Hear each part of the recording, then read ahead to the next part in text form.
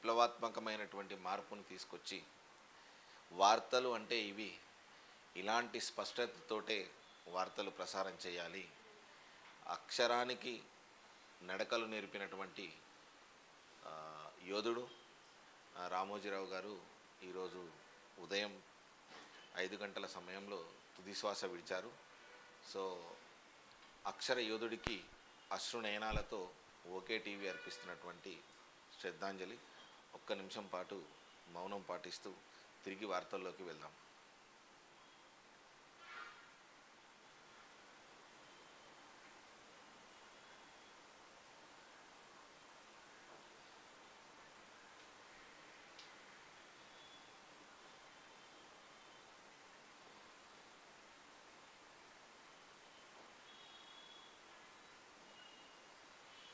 Welcome back.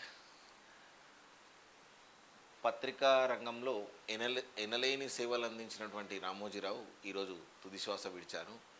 1974 నుంచి ఆయన ప్రస్థానం మొదలుపెట్టారు.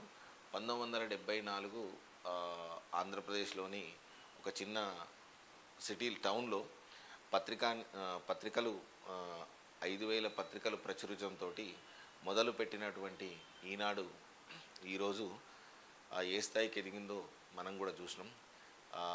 విలువలతోటి కూడినటువంటి జర్నలిజాన్ని అందించినటువంటి ఏకైక వ్యక్తి అని అంటే కేవలం ఒక రామోజీరావు అని చెప్పుకోవచ్చు.